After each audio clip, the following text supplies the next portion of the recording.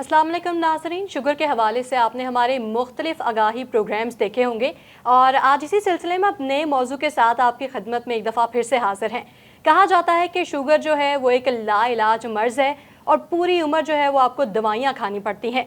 लेकिन हमारे जो आज के मेहमान हैं फ़ाते ज़ियाबतीज़ अशरफ चौधरी साहब ने इसको गलत साबित किया और 18 साल दवाइयाँ खाने के बाद उन्होंने दवाइयों को छोड़ दिया और अपने तरीके से शुगर को कंट्रोल किया। तो आज ये हमारे साथ मौजूद हैं। अस्सलाम वालेकुम सर। जी वालेकुम सलाम जी। आप बताएगा कि दवाइयों के क्या साइड इफ़ेक्ट हैं। आपका ये दावा है कि दवाइयाँ जो हैं वो गैर मुअस्सर हैं।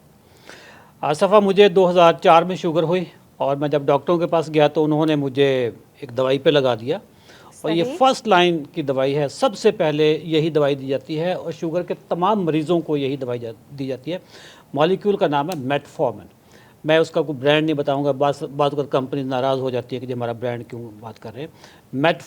मेटफॉर्मिन सेपरेट भी दी जाती है। ये मुख्तलिफ गोलियों के मुख्तलिफ मॉलिक्यूल के कॉम्बिनेशन में भी दी जाती है। सुबह शाम दोपहर दी जाती है।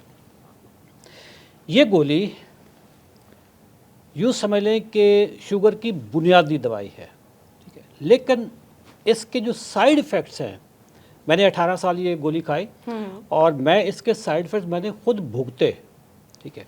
और अल्हम्दुलिल्लाह पिछले 3.5 साल से मैं कोई दवाई नहीं खा रहा, इसको भी नहीं खा रहा, कोई भी दवाई नहीं खा रहा और मेरे साइड इफ़ेक्ट्स भी रिवर्स हो गए। अल्हम्दुलिल्लाह सेहत भी ठीक हो गई और मेरी शुगर भी ठीक हो गई। मैं इसके साइड इफ़ेक्ट्स बताता हूँ। इसका एक साइड इफ़ेक्ट ये है कि आपकी बॉडी में विटामिन B12 की कमी करती है। अच्छा। जब विटामिन B12 की कमी करेगी तो आपको न्यूरोपैथी होगी। न्यूरोपैथी क्या होते हैं? पाँव जलना, पाँव सुन्न हो जाना, ठीक है। और साथ ही आपके जो डिमेंशिया है, आपको भूलने की जो आदत है वो बढ़ जाएगी। डिमेंशिया शुरू में फॉरगेटफुलनेस, फिर बाद में डिमेंशिया, बाद में अल्जाइमर। ये बड़ी संजीदा किस्म की बीमारी है। न्यूरोपैथी आपकी जब स्टार्ट हो जाती है तो उसके बाद होता है कि पाँव पे अगर कोई ज़ख़म हो जाए पता भी नहीं चलता। पाँव का ज़ख़म अगर हो गया तो ठीक भी नहीं होता। ये न्यूरोपैथी की का अगर सफ़र है। मैं तो इलाज के लिए गया था शुगर के, लेकिन साथ में मेरा B12 कम हो गया। अब मैं डॉक्टर के पास जाऊंगा तो डॉक्टर कहेगा जी कि अब आप B12 भी खाओ प्लस न्यूरोपैथी की दवाइयाँ भी खाओ, जो कि पेन किलर्स हैं, ठीक है। पेन किलर भी खाओ और फिर दिमागी सेहत के लिए भी दवाइयाँ खाओ। तो पहला साइड इफ़ेक्ट तो ये है कि आपकी न्यूरोपैथी का आगाज़ यही से शुरू होता है, ठीक है। प्लस ये जो B12 है, ये इसकी कमी हो जाए तो आपके अंदर एनीमिया भी हो जाता है, खून की कमी भी हो जाती है, ठीक है। इसका जो अगला साइड इफ़ेक्ट है, जो संजीदा बहुत सीरियस साइड इफ़ेक्ट है, वो ये है कि आपके मैदे की ये रेड लगा देती है। आपने कहा कि इसके ये साइड इफ़ेक्ट्स हैं कि आपको भूलना शुरू हो जाता है, खून की कमी हो जाती है। लेकिन फॉर एग्जांपल कि एक हेल्दी डाइट प्लान जो है वो शुगर के पेशेंट को दिया जाता है, तो अगर वो हेल्दी डाइट प्लान फॉलो करें और प्लस ये मेडिसिन भी ले रहे हैं जिसकी आप साइड इफ़ेक्ट्स बता रहे हैं, तो फिर भी इस चीज़ को कंट्रोल नहीं किया जा सकता? देखें, शुगर तो कंट्रोल करेगी है, लेकिन इसके साइड इफ़ेक्ट जो है ना, ये B12 बड़ा इंपॉर्टेंट विटामिन है, वो आपकी बॉडी में से ख़त्म करना शुरू कर देती है। डाइट के थ्रू इसको पूरा नहीं किया जा सकता? डाइट के थ्रू तो फिर आपको सप्लीमेंट लेना पड़ेगा ना। डाइट जितना डाइट में है वो तो है, लेकिन जितना ये डिप्लीट करेगी उसको आपने सप्लीमेंटेशन करनी पड़ेगी। आपकी न्यूरोपैथी स्टार्ट हो जाएगी तो आपको बाकी मेडिसिन देनी शुरू हो जाएंगी ना। ये इसको कहते हैं प्रेस्क्राइबिंग कैस्केड, कि एक गोली का साइड इफ़ेक्ट हुआ, उसकी फिर साइड इफ़ेक्ट की गोली आई, फिर साइड इफ़ेक्ट की गोली खाई, फिर उसका साइड इफ़ेक्ट हुआ। तो ये वो मेटफॉर्मिन का साइड इफ़ेक्ट हुआ, न्यूरोपैथी, फॉरगेटफुलनेस, B12 आया, B12 से आगे फिर कुछ चीज़ हुई। इसका जो मेजर साइड इफ़ेक्ट है इस गोली का वो ये है कि आपके मैदे का सत्यानाश करती है। गैस, तेज़ाबियत, अफारा, ब्लोटिंग, एसिडिटी।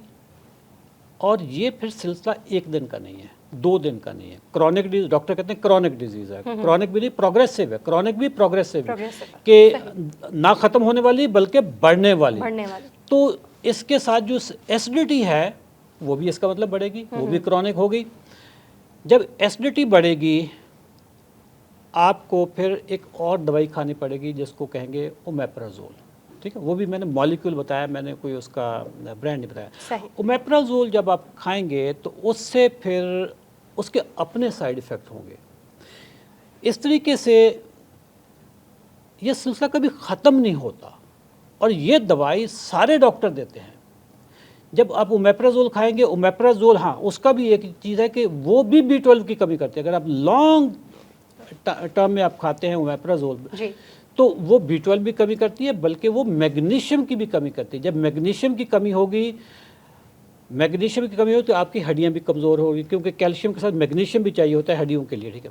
B12 की कमी एक तो मेटफॉर्मिन ने की, जिसकी वजह से न्यूरोपैथी हुई, फिर ओमेप्राजोल ने की B12 की कमी, जिससे फिर मज़ीद आपकी न्यूरोपैथी होती है। मैग्नीशियम की कमी होती है, मैग्नीशियम की कमी होगी, नींद नहीं आएगी, ठीक है।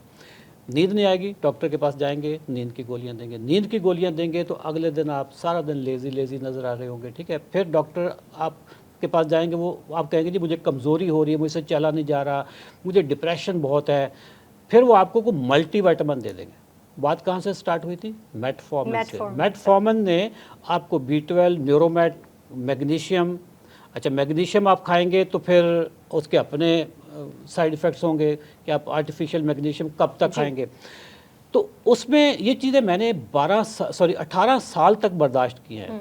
नींद का मसला, ब्लोटिंग का मसला, गैस का मसला, ओमेप्राजोल का, ये जो एसिडिटी का मसला, अल्सर का मसला, सोते हुए, ये एक अजीब आपको साइड इफेक्ट बता लगा, सोते हुए उल्टी आ जाएगी, कोई गंदा मटेरियल सड़ा हुआ यहाँ तक आ जाएगा, ठीक है। वो मेडिसिन रिएक्शन की वजह से मेडिसिन का रिएक्शन प्लस ये एसिडिटी को, ठीक है।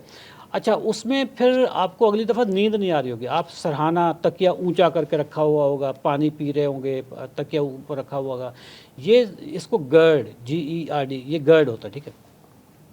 ये सारी जो साइड इफ़ेक्ट्स हैं मेटफॉर्मिन के साथ साइड इफ़ेक्ट हुए, उसकी गोलियां खाई, फिर उन गोलियों के अपने साइड इफ़ेक्ट हुए, फिर उन साइड इफ़ेक्ट्स को नलीफाई करने के लिए अगली गोली खाई, फिर उन गोलियों के अगले साइड इफ़ेक्ट, ये कभी सिलसिला रुकता नहीं, आप विशियस सर्कल में फंस जाते हो। मेटफॉर्मिन ये फर्स्ट लाइन ऑफ मेडिसिन नहीं है, ये बल्कि फ़र्स्ट लाइन ऑफ ट्रैप है। वैसे मैंने ना बहुत से मरीज़ देखे हैं सर, कि जो कि एक ही मेडिसिन जो है उनकी शुगर की, उस पर रिलाई करते हैं वो, और एडिशनली उनको कोई मेडिसिन खानी नहीं पड़ती। वैसे मेरे फादर जो हैं वो खुद डायबिटिक हैं, वो सिर्फ एक टैबलेट लेते हैं मॉर्निंग में बिफोर ब्रेकफास्ट, तो बाकी डे में ऐसा मैंने उनको नहीं देखा कि उन्होंने कोई और मेडिसिन ली हो, या उनका स्टमक जो है वो डिस्टर्ब हुआ हो, या फिर उनको मैग्नीशियम की हो गई हो, नींद ना आ रही हो, मैं समझ गया, मैं वो गोली भी समझ गया हूँ जो वो खाते हैं, जो नाश्ते से पहले खाते हैं, वो मैं समझ गया। उसके साइड इफेक्ट्स वाली अलग से मैं बताऊंगा आपको, ठीक है। वो मेटफॉर्मिन नहीं खाते हैं, क्योंकि मेटफॉर्मिन नाश्ते से पहले नहीं खाई जाती। ये नाश्ते के बाद वाली, नाश्ते से पहले वाली जो गोली है ना, वो है सल्फोनल यूरिया, छोटी सी होगी 1 ग्राम की, या 30, या डायमेक्रॉन होगी, या एमरल। नहीं, वो ये नहीं खाते, वो जो आपने सेकंड नेम लिया है वो खाते, डायमेक्रॉन, एमरल 2 खाते हैं, एमरल खाते हैं, ठीक है। एमरल 2 खाते हैं, एमरल के 2 mg वाली खाते हैं, 2 mg, ठीक है। मैंने भी वो खाई हुई है, ठीक है, सेपरेट भी खाई हुई है, प्लस वो किसी और कॉम्बिनेशन गेटफॉर्मिन की शक्ल में भी मैंने खाई हुई है। जी नाज़रीन, आपने अशरफ चौधरी साहब की गुफ्तगू सुनी है। अगर आपका कोई सवाल है शुगर के हवाले से, या कोई भी राय लेना चाहते हैं, तो आप इस दिए गए नंबर पर रब्ता कर सकते हैं।